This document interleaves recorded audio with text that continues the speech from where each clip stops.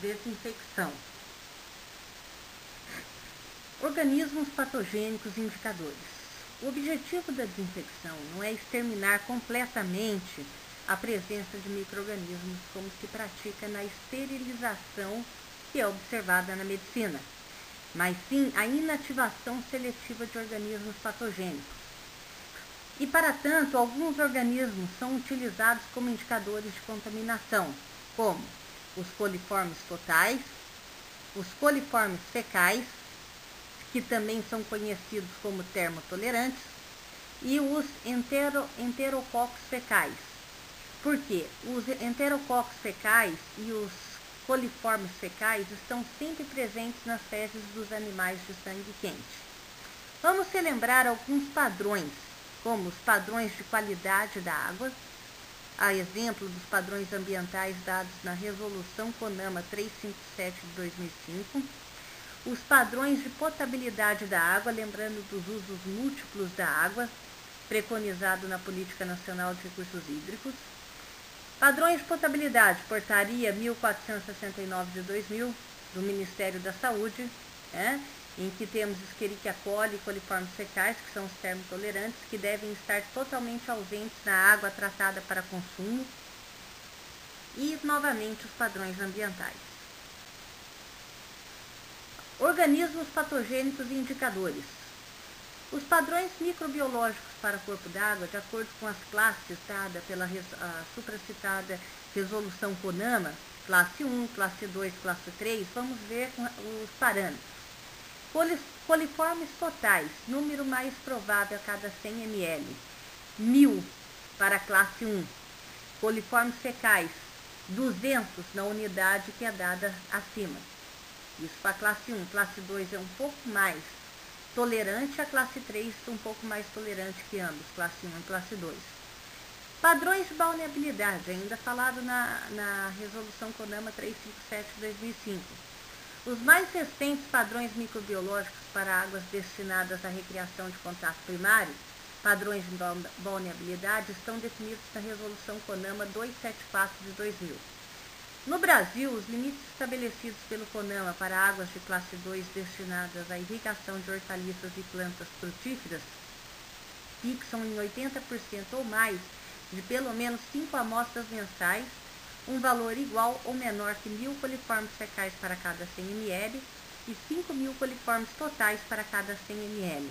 Vejamos agora abaixo padrões de balneabilidade. Qualidade da água, de acordo com a Resolução CONAMA referente. Excelente e muito boa, entre 25 e 100 ml, com relação a enterococos. Para Escherichia coli, entre 200 e 100 ml, para cada 100 ml. Então, me desculpe, enterococos 25 para cada 100 ml, Escherichia coli 20 para cada 100 ml. Coliformes fecais 250 para cada 100 ml. E temos também quando é satisfatória e imprópria, conforme podemos observar nos verões, nas águas de balneabilidade, quando uma praia é classificada até como imprópria para banho. Micro-organismos e o tratamento. A redução de organismos patogênicos e seus indicadores nos vários processos de tratamento é relativamente desprezível, uma vez que os processos secundários de tratamento, como lodos ativados, a exemplo dos lodos ativados, mesmo reduzindo entre 90% e 99% os coliformes, ainda mantém um efluente com altíssima densidade de organismos. E a redução é de apenas 1 ou 2 ordens logarítmicas, conforme se observa. Coliforme fecal típico de esgoto bruto, 10/8 número mais provável para cada 100 ml. Coliforme fecal no efluente com 90% de redução, 10/7 número mais provável para cada 100 ml. Coliforme fecal no efluente com 99% de redução, 10/6 número mais provável para cada 100 ml. A redução necessária para atingir um padrão de reuso agrícola ou de balneabilidade nos levaria a um efluente com 10/3 número mais provável para cada 100 ml. Mesmo com 99% de redução, temos 1000 vezes a mais do que esse número. Então, 99,999% ainda dá 5 ordens logarítmicas. Quais são as opções práticas para desinfecção? Cloro e seus compostos, que é a fluoração, radiação ultravioleta, ozônio, a ozonização e outros agentes químicos. Fluoração. Vamos entender um pouco os efeitos do cloro sobre a matéria orgânica presente no esgoto, que levam inclusive à formação de compostos organoclorados e trialumetanos, que podem levar a eventuais consequências carcinogênicas. Quais são os objetivos? Controle do odor. Nesse caso, desde que se tenha 3 a 5 ppm de cloro para cada ppm de H2S ou 25 a 50% da demanda de cloro. Quando o objetivo é reduzir a carga orgânica inicial da ET, para cada 1 ppm ou 1 kg de DBO que se deseja remover, meio ppm ou meio kg de cloro é necessário. Para facilitar a remoção de espuma em decantadores, de 2 a 5 ppm de cloro. Para aumentar a eficiência da decantação, para esgotos domésticos normais, 1 ppm de cloro. Para esgotos sépticos, até 2 ppm. Continuando, os objetivos da fluoração. Quando o objetivo é reduzir a carga orgânica de um efluente lançado in natura em um corpo receptor ou o número de organismos. É possível trabalhar com cloro até aparecer o cloro residual nos casos de redução de DBO e de acordo com a redução desejada de coliformes no caso da redução bacteriológica. E também podemos ter o objetivo de promover o controle de organismos patogênicos. Vejamos nessa tabela a dosagem de cloro para diferentes tipos de efluentes e diferentes tipos de objetivo, por consequência. Por exemplo, esgoto bruto, estamos falando de esgoto doméstico, uma dosagem de 6 a 12 mg por litro. Se for um esgoto bruto séptico, de 12 a 25 mg por litro. Um efluente decantado, de 5 a 10 mg por litro. Efluente de precipitação química, de 3 a 10 mg por litro. Efluente de filtração biológica, 3 a 10 mg por litro. Efluente do processo de lodos ativados, 2 a 8 mg por litro.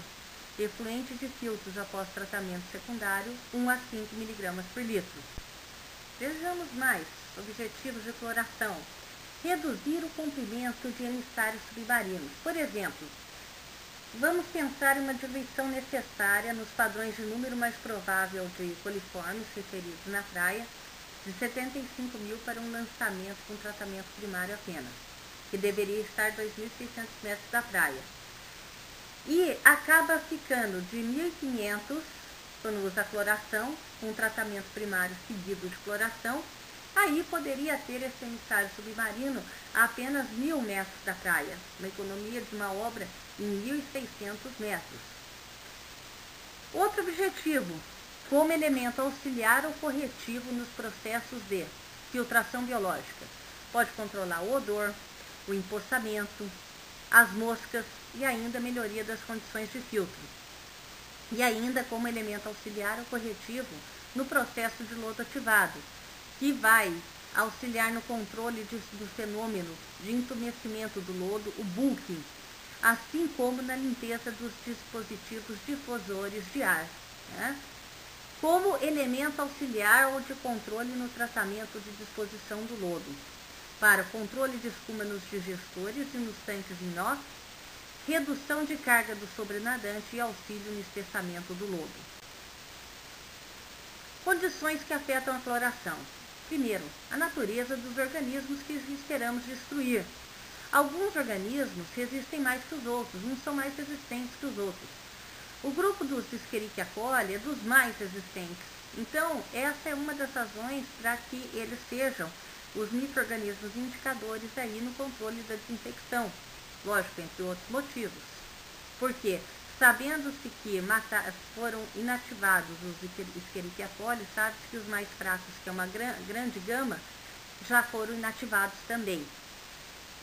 Segundo, a natureza do desinfetante a ser usado em termos do produto final após ser colocado na água. Os compostos de cloro A exemplo do que nós já vimos em estações de tratamento de água, eles vão se dissociar na água. E os produtos dessa dissociação vão agir com eficiências diferentes. E o produto dessa dissociação é função do quê? Do pH. Nós veremos no slide posterior.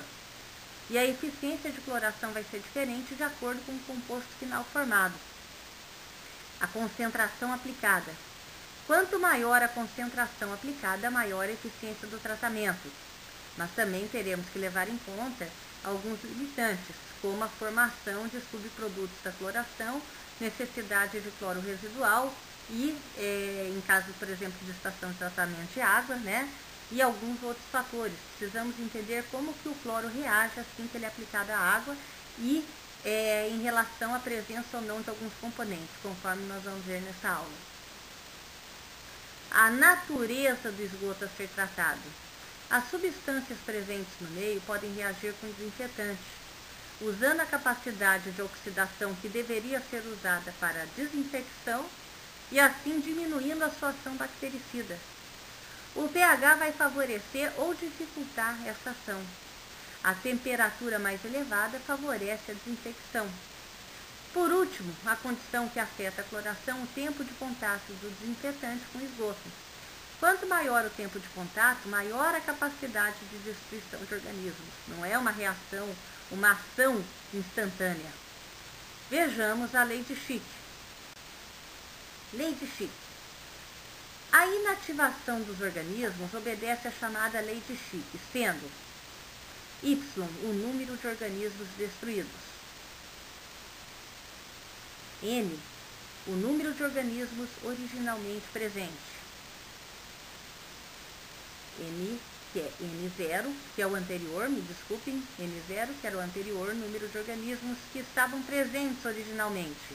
Essa diferença entre o que estava presente originalmente menos o que foi destruído é o N num tempo qualquer, é o número de organismos restantes. K é a velocidade de decaimento ou taxa de destruição na dimensão tempo a menos 1. O número de organismos destruídos, Y, por unidade de tempo T, é proporcional ao número de organismos restantes, N. Vejamos como. Se é proporcional, posso dizer que dy dt ele tem um coeficiente de proporcionalidade, K. Quando eu pego e transformo uma proporcionalidade em igualdade, eu coloco igual e coloco um coeficiente de proporcionalidade, nesse caso um K, vezes o N. Dessa forma, dy dt é K, N não era N0 menos Y, então vamos substituir o N por N0 menos Y. Quando tempo igual a zero, Y é igual a zero, ou seja, não inativei ninguém, não destruí ninguém. E o número de organismos restante é igual ao número de organismos originalmente presentes. Quando tempo igual ao tempo de contato, Y é igual a Y, que é o número de organismos destruídos, e N vai ser o quê? N0 menos Y, ou seja, o que eu tinha originalmente menos o que foi destruído, é o número de organismos restantes. Se eu integrar entre T0 e T igual a T, vem que N sobre N0 é o número de Neper elevado a menos KT. Portanto, temos que log de N sobre N0 é igual a menos K log de E elevado a T. Isso, pessoal, é a equação de uma reta, conforme podemos ver aqui nesta figura da lei de Fick. Pode haver o aumento ou a diminuição na taxa de destruição, devido à variação da ação do desinfetante nas células do organismo, ou seja, maior ou menor facilidade ao longo desse tempo. Vejamos agora ainda sobre as condições que afetam a cloração, decaimento de bactérias. Teríamos, por exemplo, um pouco menos de 10 minutos, em 0,0 miligramas de litro de cloro, uma porcentagem restante de 20% de Escherichia coli vivas. Então, vamos ver que a concentração do desinfetante e o tempo de contato são igualmente importantes, porque poderíamos ter o quê? um maior tempo de contato, por exemplo, 20 minutos, e 0,7 miligramas de litro de cloro, e ter menos que um pouquinho mais que 0,2 miligramas de porcentagem de Escherichia coli viva. Vejamos outro exemplo aqui. Para 40 minutos de tempo de contato, uma concentração de 0,05 miligramas por litro de cloro, eu teria um pouco menos que 50% de Escherichia coli viva. Eu poderia deixar mais tempo de contato, até para essa mesma concentração. Por exemplo, 120 minutos, eu teria um pouco mais de 10% de Escherichia coli viva. Então, considerando que C é a concentração desinfetante elevado a N, que é uma constante de diluição, vezes P, que é o tempo que ocorre a destruição de uma dada porcentagem de organismos, é igual a K, uma constante de destruição, nós podemos passar tudo isso para a base log. Então, log de C elevado a N mais log de TP é igual a K. Logo, o N pode passar multiplicando log de C, mais log de TP igual a K'. Log de C igual a K' sobre N, menos log de TP sobre N, passando o N que estava multiplicando, dividindo. Log de C vai ser K duas linhas menos 1 sobre N log de TP. Então, podemos passar isso para uma escala logarítmica, conforme vimos aqui, né? Essa escala logarítmica. Dessa forma, a concentração do desinfetante e o tempo de contato são igualmente importantes. Com relação à natureza do esgoto a ser tratado, o grau de tratamento do esgoto está chegando para a desinfecção. A eficiência da cloração é tão menor quanto menor for o grau de tratamento prévio do esgoto. Se eu tiver sólidos em suspensão, podem formar uma capa de proteção às bactérias, agindo contra a ação do cloro. E aí as bactérias não são inativadas e o cloro começa a se combinar com quem? Com a matéria orgânica, e vai formar compostos que são cancerígenos. Matéria orgânica nitrogenada vai formar, por exemplo, as cloraminas, que possuem uma capacidade germicida muito reduzida. Outra questão referente à natureza do esgoto que vai ser tratado. A presença de determinados compostos aromáticos, como fenóis, cresóis, aromáticos hidroxílicos, são extremamente indesejáveis do ponto de vista da cloração. O cloro aplicado num efluente que contenha fenol irá provocar o aparecimento de clorofenóis, que dá um gosto característico ruim para a água, de 1 para 10 mil milhões de ppm, e são ainda mais tóxicos ao meio que os fenóis puros. Ainda sobre a natureza do esgoto a ser tratado, a presença de certos metais oxidáveis. O ferro e o manganês. O cloro vai ser utilizado em parte para oxidar esses metais. Vai haver um desvio da função originalmente do cloro, que era a desinfecção. Nós vamos ver todas essas reações adiante.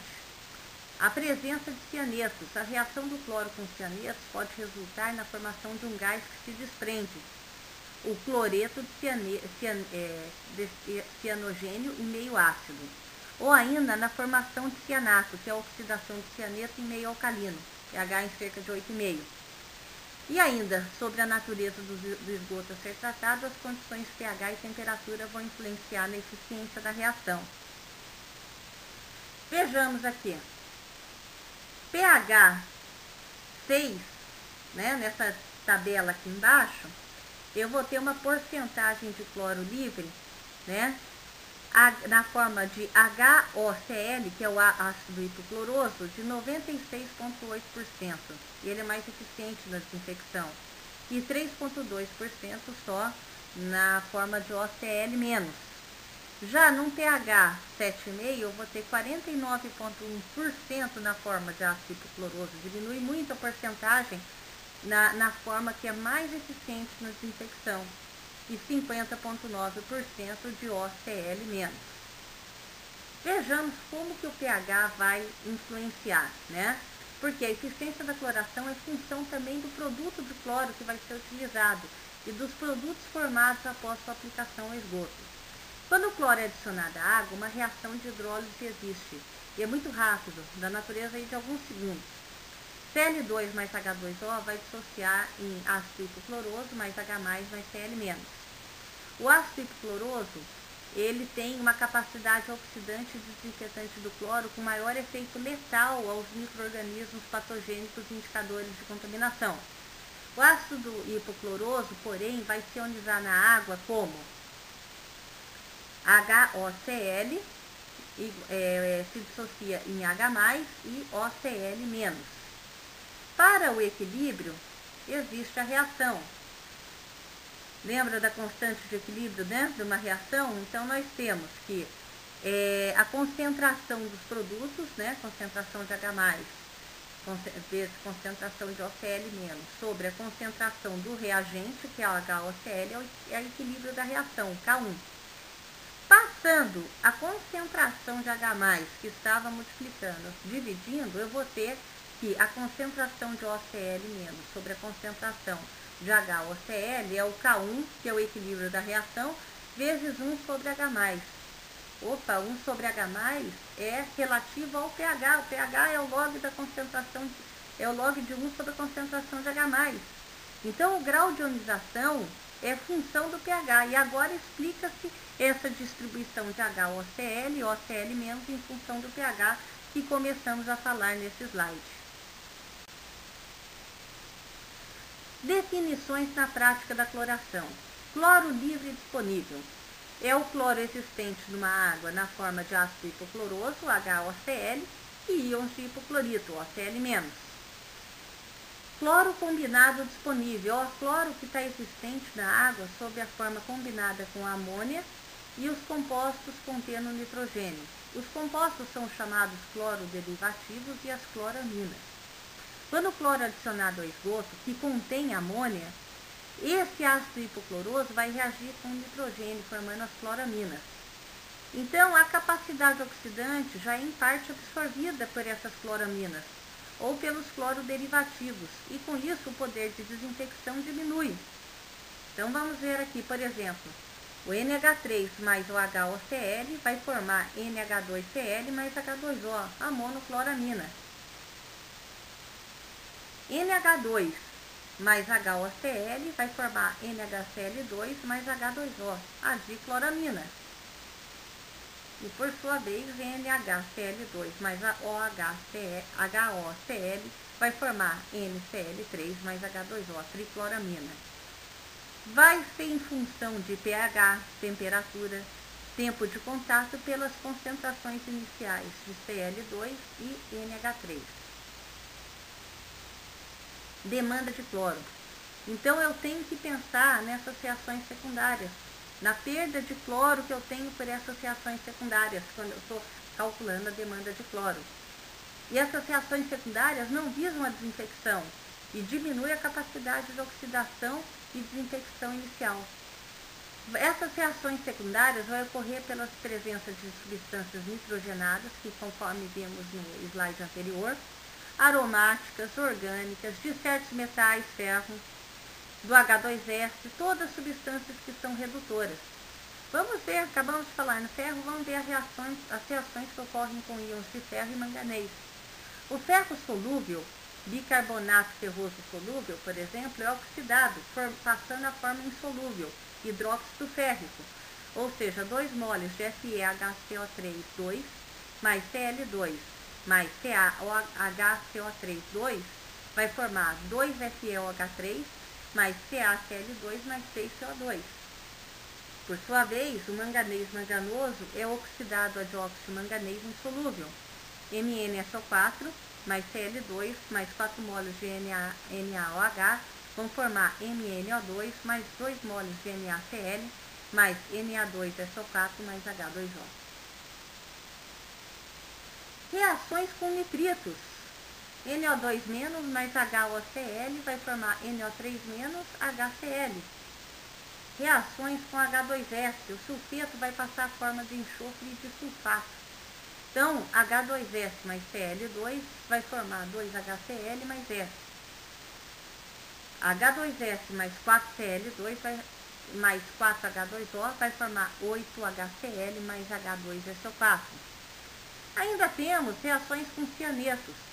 Pela sua capacidade em reagir com cianetos, o cloro é até utilizado na sua remoção quando o tratamento é específico para a remoção do cianeto. Então, CN- mais 2OH mais Cl2 vai formar CNO- mais 2Cl- mais H2O. H2S mais 4Cl2 mais 4H2O forma 8HCl mais H2SO4. O cianeto ele é formado sob condição de pH acima de 8,5 e se decompõe finalmente em 2CNO- mais 4OH- mais 3Cl2 em 2CO2 mais N2 mais 6Cl- mais 2H2O. Sob condições ácidas, a reação de cloro com cianetos forma cloreto de cianogênio, que se desprende como gás. Cloro residual é a concentração de cloro que permanece após um certo tempo, durante o qual a demanda foi satisfeita. Ele pode estar na forma combinada ou livre. O cloro residual combinado é a concentração de cloro residual que existe em combinação química com amônia ou compostos orgânicos nitrogenados. Cloro residual livre é a concentração de cloro residual que existe sob a forma de ácido hipocloroso, que tem maior poder germicida, e íon hipoclorito. A aplicação de cloro pode ter sido tal que tenha destruído primeiro a amônia. Isso é possível no que a gente já falou na estação de tratamento de água, né? A cloração das águas de abastecimento, cloração breakpoint, por exemplo. Compostos utilizados na cloração: cloro gasoso, para estações maiores. Pode ser hipoclorito de cálcio, hipoclorito de sódio, em instalações de menor porte, e o dióxido de cloro, reduzir os riscos de formação de compostos orgânicos clorados. Cloro gasoso: a dosagem necessária será função da legislação ou da imposição da autoridade sanitária local. Finalidade da cloração: cloro residual se manter no efluente tratado e a demanda de cloro do esgoto em tratamento. É feito a cloração no tanque de mistura e de contato. Ele é dimensionado de modo a reter o líquido no tempo especificado, o tempo de contato, e com boas características de mistura do esgoto e do cloro aplicado. A solução de cloro deve ser injetada por meio de um difusor, de modo a manter uma distribuição uniforme ao longo da vazão afluente de esgoto. Podemos usar algumas características aí que a gente estuda em hidráulica, como, por exemplo, a formação de ressaltos hidráulicos. Eu tenho que manter uma mistura adequada, então eu vou prever uma turbulência hidráulica ou por meio de um agitador mecânico, no mínimo de 5 a 20 segundos. Então a gente prevê uma unidade de mistura rápida, um gradiente hidráulico da ordem de 1.500 a 3.000 segundo a menos 1. A relação indicada entre a ação germicida do cloro no esgoto e o cloro residual e o tempo de contato é dado por NT, em que a NT é a densidade de cloriformes fecais no esgoto a tratar. N é o número mais provável a cada 100 ml. N0, por sua vez, é a densidade de coliforme fecal no esgoto clorado, número mais provável a cada 100 ml. E CR é a concentração de cloro residual em miligramas por litro, e T, o tempo de contato em minutos. Então, eu tenho que a densidade de coliforme fecal no esgoto a tratar é N0, né, que é igual no esgoto clorado, é multiplicado por 1 mais 0,23 CR, que é a concentração de cloro residual, vezes T, que é o tempo de contato elevado a menos 3. A potência em kW de agitação no ponto ou no tanque de mistura rápida é calculada pela formulação típica. Potência é igual a 0,01 vezes M, que é a viscosidade cinemática do esgoto, né? 0,001 kg por metro vezes segundo, V, volume do tanque de mistura, né, em metros cúbicos, e G, gradiente de velocidade em segundo a menos 1. A câmara de contato com chicanas ou compartimentada é recomendada, porque evita curtos-circuitos e ainda garante uma permanência desejada, pelo menos 15 minutos em pico e 30 minutos na vazão média. E é interessante que tenhamos 2 a 4 mudanças de iteração, ou 3 a 5 espaçamentos entre as chicanas, é uma boa recomendação. E também temos uma velocidade horizontal mínima a ser mantida. Durante o dimensionamento, aí a gente tem que levar em consideração isso, entre 2,5 a 7,5 centímetros por segundo, para evitar a sedimentação de sólidos nesse tanque de contato. Olha os sistemas de mistura de cloro. Aqui temos o efluente a clorar, que passa por um gradiente aqui de altura, né? E temos um difusor de cloro bem na onde a gente tem um ressalto aqui, uma dispersão de energia. Então, quer dizer, formamos aqui na verdade, o ressalto hidráulico vai aqui no efluente clorado. Mas o que nós temos aqui é um tubo de PVC perfurado, né? Um injetor que é ligado a uma bomba, e nós temos esse difusor de cloro bem na onde há essa dispersão energética aqui. Seria como uma barragem, no pé de uma barragem. Aqui temos o efluente clorado e aqui temos um ressalto formado. Vamos ver um exemplo simples de dimensionamento. Seja dimensionar os tanques de mistura e de contato de uma unidade de cloração para uma vazão média de contribuição de 30 litros por segundo. Vamos dimensionar o tanque de mistura rápida. Tempo de detenção adotado, 10 segundos. Volume do tanque de mistura, os 30 litros por segundo, né, que é a vazão média de contribuição, vezes os 10 segundos, tempo de detenção que foi adotado. Então, 0,30 metros cúbicos. Viscosidade, 0,007 kg metros por segundo. Gradiente de velocidade adotado, 1.500 segundo a menos 1. Logo, a potência do misturador vai ser dada pela fórmula que vimos anteriormente, está sendo aplicada agora. 0,01 vezes a viscosidade, 0,007, vezes o volume, 0,30, vezes o gradiente de velocidade, 1.500 segundo a menos 1 ao quadrado. Isso vai resultar em 6,75 kW, que é igual a 9 HP. Vejamos o tempo de contato. Tempo de detenção adotado, 30 minutos. Se temos que é 30 litros por segundo a contribuição, vezes 30 minutos, e cada minuto tem 60 segundos, nós chegaremos a um volume do tanque de contato de 54 metros cúbicos. Aí é adotado um tanque com 2 chicanas espaçadas de 1,5 m, formando logo 3 canais de escoamento. A relação adotada de extensão total pela largura entre as chicanas, 10:1. Temos que a extensão total de escoamento é 10, desse 10:1, né? Vezes 1,5, porque 1,5 é o espaçamento entre as chicanas, então 15 metros.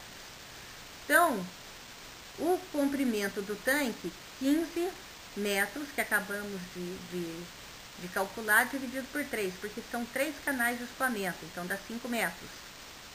Área total, 5 metros, vezes 3 canais de escoamento, vezes o espaçamento de 1,5 entre cada uma, dá 22,5 metros quadrados. Dessa forma, dividindo o volume, que foi 54 metros cúbicos, que a gente calculou logo no início ali do tanque de contato, por 22,5, temos que a profundidade útil tem que ser de 2,4 metros. E uma borda livre de 0,6 metros. A velocidade de escoamento vai ser aqueles 30 litros por segundo, que passados a metros cúbicos por segundo, fica 0,030 metros cúbicos por segundo. Dividido por 1,5, que é o espaçamento entre as chicanas, vezes 2,4, que é a profundidade útil, metros quadrados. Então, a velocidade de escoamento vai dar 8,3 centímetros por segundo. Quais são os dosadores de cloro? Pode ser do tipo direto ou dosador a seco, em que o gás cloro é medido e aplicado diretamente no meio líquido em estado gasoso, por meio de difusores, ou seja, 35 kg por 24 horas. Há uma maior facilidade da perda de cloro, porque ele está na forma gasosa e ele pode subir à superfície do líquido e escapar. Então é necessário que tenha uma submergência desse ponto de aplicação de pelo menos 2,5 metros. Como o cloro está na forma gasosa, temos também a maior possibilidade de corrosão da estrutura. E também maior possibilidade de entupimento dos difusores pela formação de Cl2 8H2O, a uma temperatura inferior a 10 graus Celsius. Temos também o dosador de cloro tipo a vácuo, ou dosador de solução, em que o gás cloro é dissolvido em água e conduzido em solução ao ponto de aplicação. A sucção do gás do cilindro de cloro se dá em função do vácuo que é produzido por um injetor. Podemos trabalhar com 0,05 até 3.600 kg por dia. Automação das instalações. Podemos ter cloradores manuais, semiautomáticos com timer, cloradores semiautomáticos com operação das bombas, que é de acordo com a vazão da água, cloradores automáticos com a vazão, em que uma dosagem em termos de peso, gramas ou quilogramas de cloro, vai se dar por unidade de vazão, litros ou metros cúbicos. Para tanto, precisamos de um dispositivo de medição de vazão atuante, como tubos Venturi, calhas Parshall, vertedores, etc. Ou ainda podemos ter cloradores completamente automáticos, em que a quantidade de cloro aplicada varia com a vazão e com a demanda, ou com o cloro residual, de tal forma a manter sempre um determinado valor de cloro residual no afluente. Hipocloração e dióxido de cloro. A hipocloração é para o uso em menores quantidades, em uma solução de hipoclorito de cálcio, CaOCl2, 4H2O, ou de hipoclorito de sódio, NaOCl. Dióxido de cloro. Existe como um gás dissolvido na fase líquida, sendo gerado no local, na estação de tratamento a partir do clorito de sódio, do clorato de sódio ou do ácido clorídrico, e dessa forma não é possível de ser armazenado. É um desinfetante que tem alto poder de desinfecção, considerado como de eficiência biocida maior que o cloro livre ou a monocloramina. Qual a sua desvantagem? A presença de clorito ou de clorato, que são resultantes da sua aplicação, e isso tem implicações toxicológicas. Outra forma de desinfecção, a radiação ultravioleta. A energia ultravioleta é absorvida pelos micro-organismos, causando alterações estruturais no DNA, que vai impedir a reprodução. Dessa forma, vai ocorrer a inativação dos micro-organismos e não vai requerer qualquer adição de substância química ou aditiva. A radiação emitida deve atingir o micro-organismo, requerendo assim um efluente com baixa concentração de sólidos suspensos totais e de turbidez, preferencialmente menos que 10 mg de sólidos suspensos totais por litro. A fonte de energia ultravioleta é, em geral, uma lâmpada de vapor de mercúrio de baixa pressão, que vai emitir cerca de 85% de sua energia no comprimento de onda de 253,7 nanômetros, que está na faixa correspondente ao maior efeito germicida. As lâmpadas podem estar tanto em contato com esgoto como sem contato com esgoto. Em contato com esgoto é internamente o reator, então estão imersas. Nesse caso, tem que haver uma medida de proteção com essa lâmpada e costuma estar então encamisada por tubos de quartzo, que apresenta baixa capacidade de absorção dos raios emitidos. Não é nula, é baixa. Podem ser aplicadas a escoamento em canais ou em dutos e estão montadas em conjuntos removíveis para a sua manutenção. Sem contato com esgoto, do lado externo do fotorreator, estando, portanto, imersas. Costumam estar fixadas em refletores, acima da superfície livre do líquido, e se aplicam, nesse caso, a escoamento em canais. É possível também que estejam instaladas em bandejas removíveis em frente a tubos de teflon, transparente à luz ultravioleta, no interior dos quais o esgoto flui. Intensidade da radiação ultravioleta. É a indicação da energia emitida pela lâmpada para o efluente líquido. Temos o efeito da absorvância dado por A, da radiação no meio líquido, que é uma extinção da radiação, que é tanto maior quanto maior for a turbidez do efluente. E 0 é a intensidade da radiação à superfície do líquido, e I na profundidade X. tendo um coeficiente de extinção que tem como é que fala?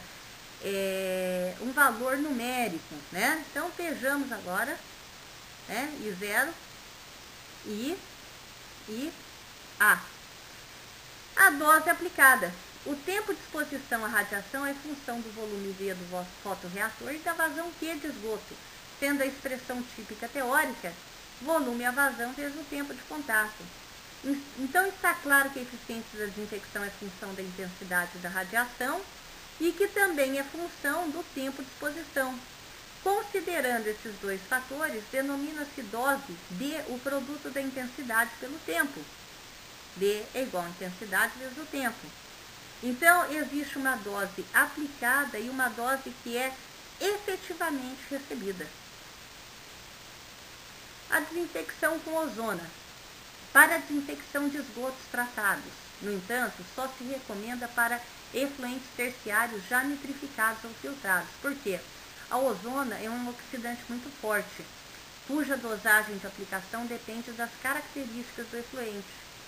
O ozônio é gerado no local de aplicação pela passagem de uma massa de ar filtrado seco com um elevado teor de oxigênio entre dois eletrodos aos quais se aplica uma corrente elétrica de alta voltagem. Radiação ultravioleta, né? Então, voltemos àquela expressão que a gente tinha, densidade de bactérias após a exposição luz ultravioleta, densidade inicial, intensidade da radiação, T, tempo de exposição à radiação, segundos ou minutos, constante da reação K, e L, espessura da lâmina líquida percorrida pela radiação. No caso real, verifica-se assim que a intensidade de radiação não é constante, reduzindo-se ao atravessar a camada líquida. Novamente, falamos na lei de Schick, que é expressa pela equação dada agora. Referências bibliográficas, Jordão e Pessoa.